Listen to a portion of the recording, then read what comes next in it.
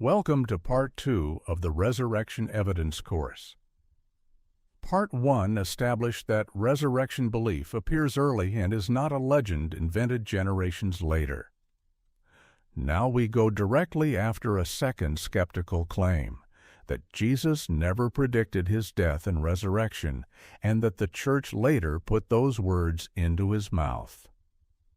We are going to test that theory against 6 historical tests, explain every test in plain English, and show why the invention theory fails to explain the evidence sitting in front of us.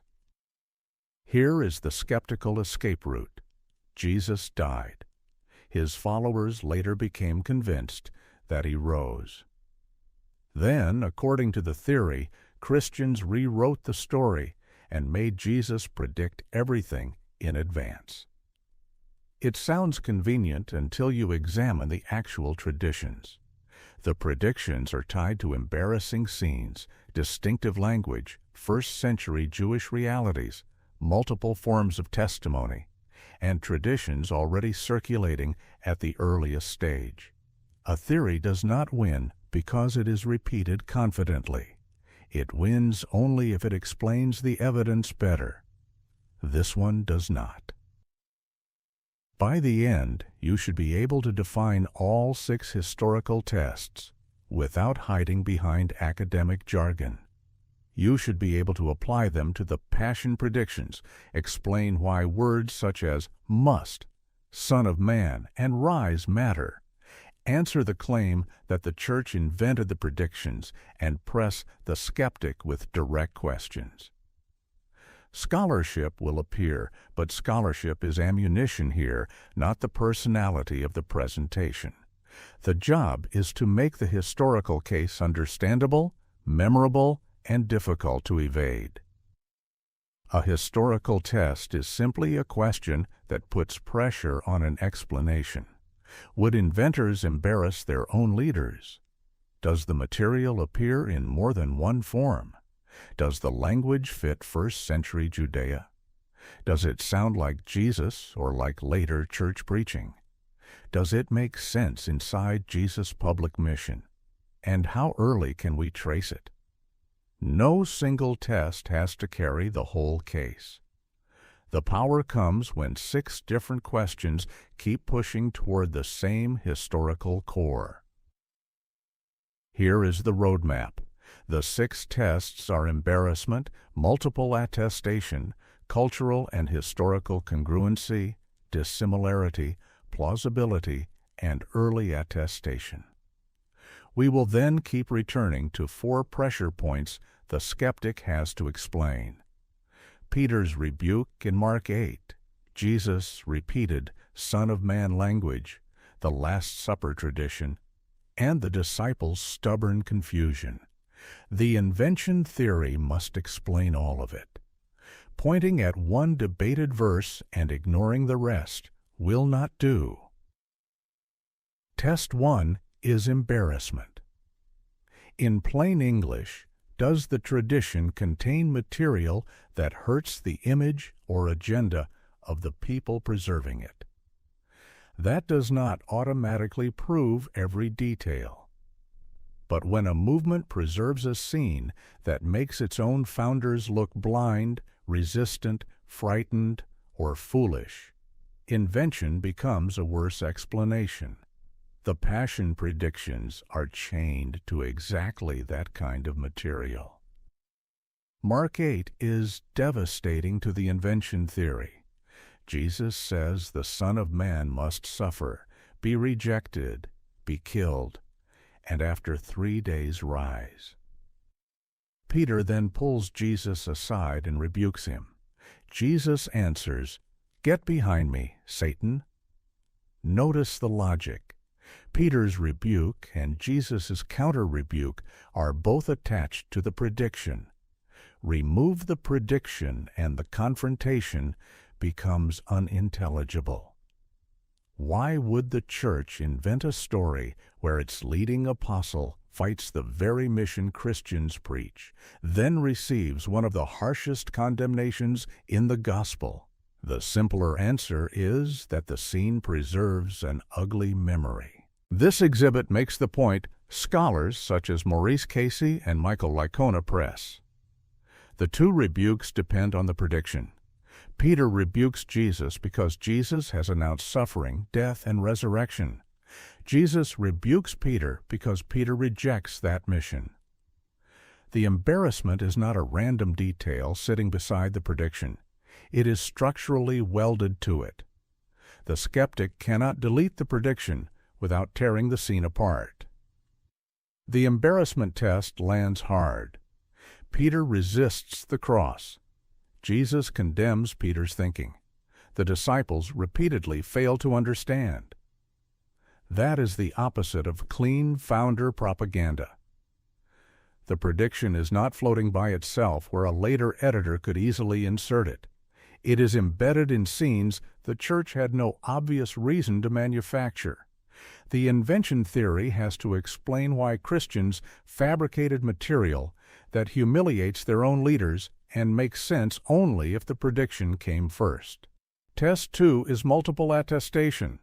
In plain English, does the same basic claim appear through more than one genuinely useful line of tradition? Multiple attestation does not mean mechanically counting gospel books. Matthew and Luke have substantial literary relationships with Mark, so the three synoptics cannot automatically be counted as three independent witnesses. The stronger case identifies distinguishable streams and forms.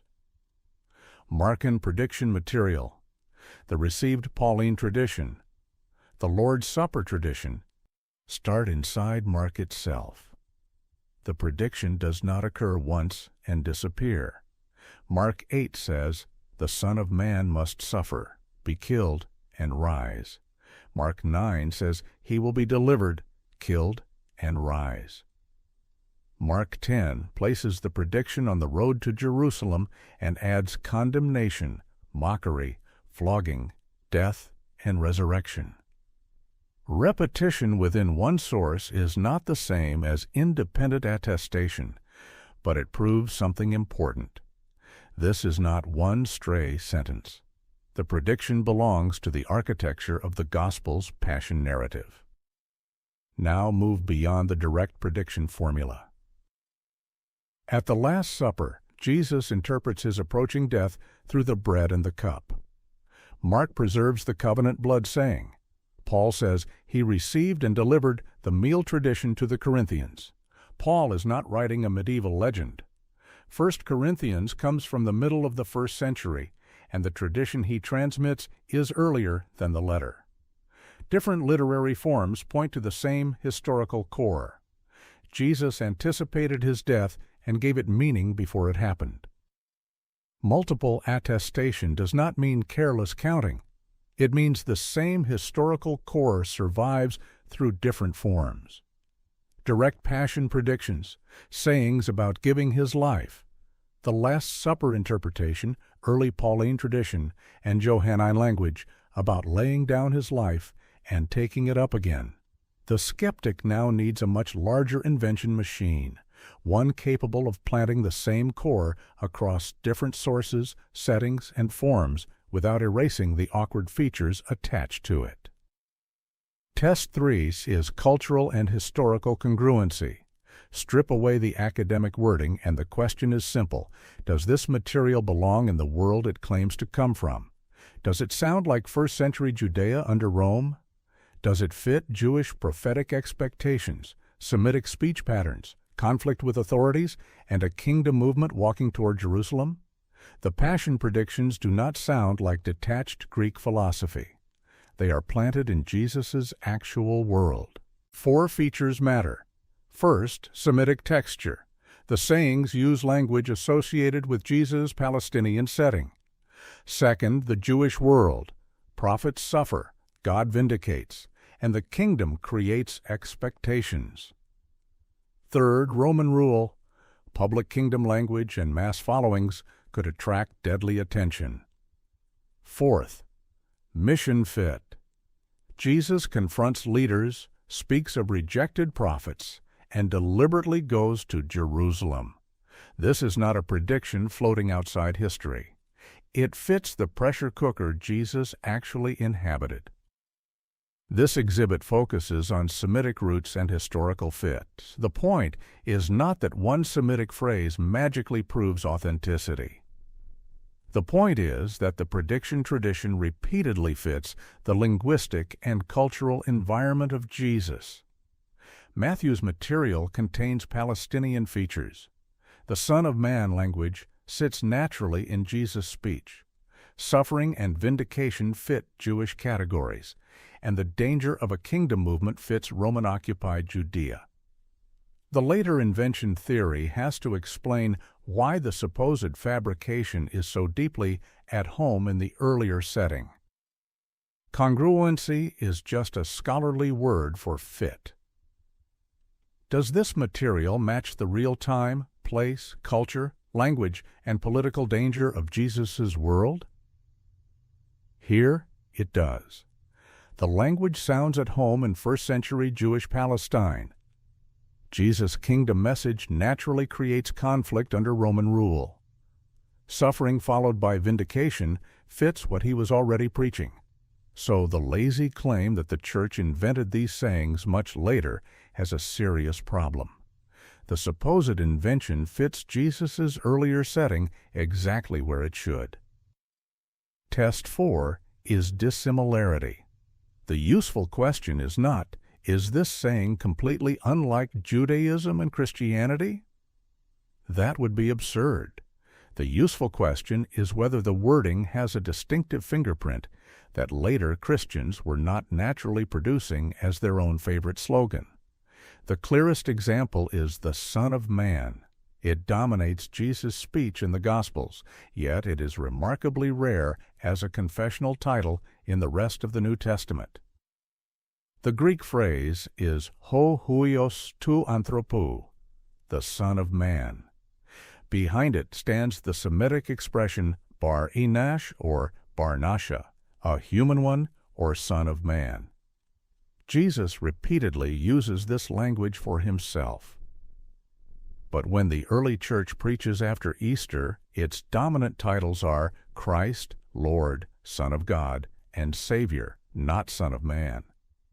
That distribution is difficult to explain if the church simply manufactured sayings in its own preferred vocabulary. The wording sounds like Jesus' idiom preserved by the church, not the church ventriloquizing Jesus. Craig Blomberg highlights the same odd distribution. The Son of Man sayings are spread throughout the gospel tradition and are repeatedly placed on Jesus' lips. Yet the title is not the normal language of early Christian proclamation. That is exactly the opposite of what we would expect if the church were freely inventing speeches for Jesus in its own voice. The language is peculiar enough to preserve history, but natural enough to fit Jesus' Jewish setting. Dissimilarity establishes a linguistic fingerprint. Jesus repeatedly says, the Son of Man. Later, Christian preaching rarely uses it as the church's main title. Yet the death and resurrection predictions are framed in precisely that language. The skeptic must now claim the church invented sayings for Jesus using a title the church itself barely used when speaking in its own voice. That is possible in the abstract. It is not the best explanation of the actual pattern. Test 5 is plausibility. Could Jesus reasonably foresee arrest and death? Obviously, yes. John the Baptist, another prophetic movement leader, had already been executed. Jesus publicly confronted powerful opponents. He announced God's kingdom under Roman occupation. Crowds gathered around him, and he deliberately walked toward Jerusalem. A skeptic does not get to call the prediction impossible merely because it is a prediction. The historical situation made violent conflict entirely foreseeable. Put the danger together. John the Baptist has already been killed. Jesus has public conflict with influential leaders. Rome has little patience for movements that can be heard politically. Jerusalem is the center of both religious authority and Roman power. Jesus is not wandering blindly into an accident. He knows the fate of prophets, sees the hostility, and continues forward. Predicting death is not historically strange. Pretending Jesus could not anticipate it is what strains belief. David Wenham states the point plainly. There is a high probability that Jesus could have foreseen his death. He knew what happened to John the Baptist. He understood the danger of leading a popular religious movement in Roman-occupied Israel. He knew he had enemies. This answer blocks the skeptic's first escape. The death prediction is historically plausible, but it also raises the next question. Why does Jesus connect suffering with vindication and resurrection? Calling the death a lucky guess does not explain the full pattern.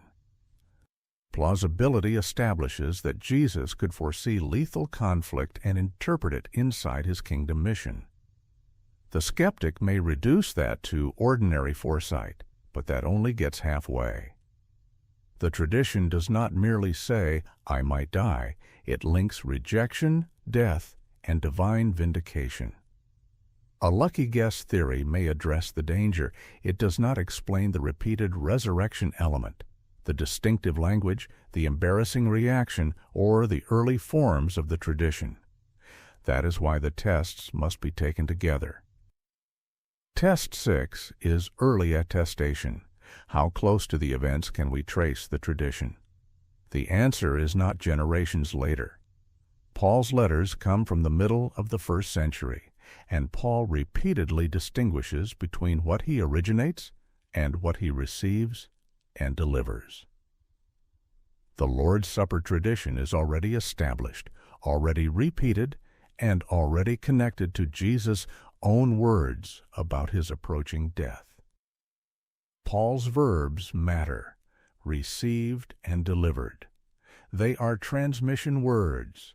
Paul identifies material that came to him and that he passed to the Corinthians.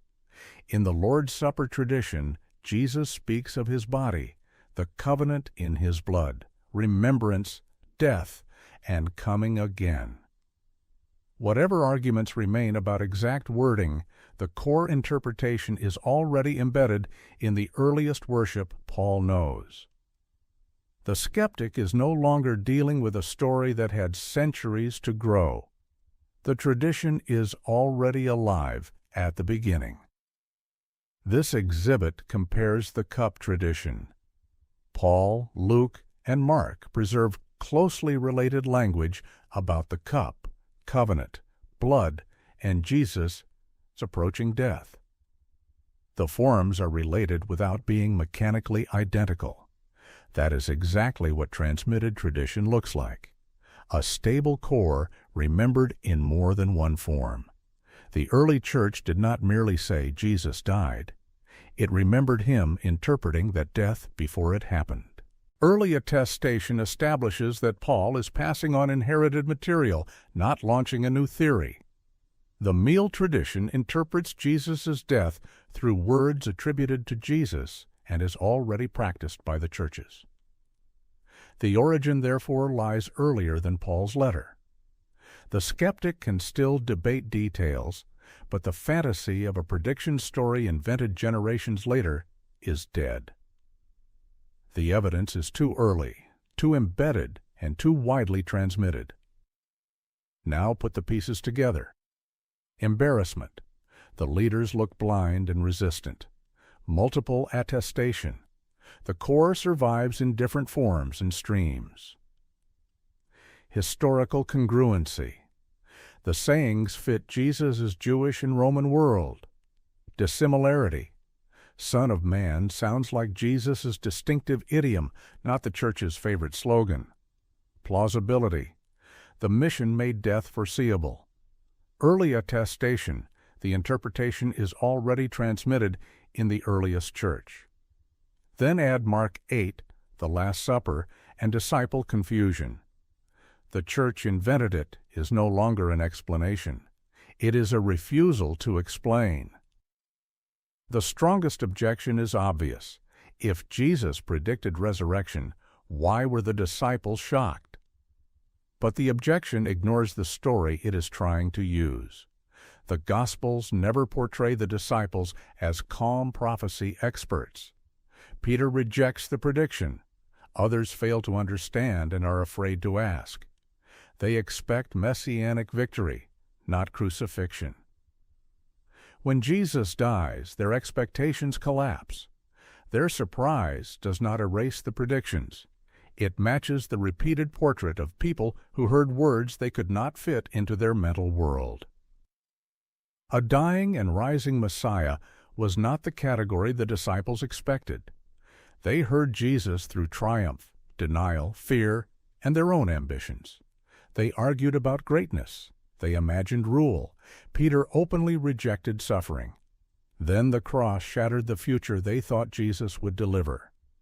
Real people can hear a warning without accepting it, especially when it destroys their deepest expectations. The Gospels preserve that psychology instead of rewriting the disciples as men who understood everything in advance.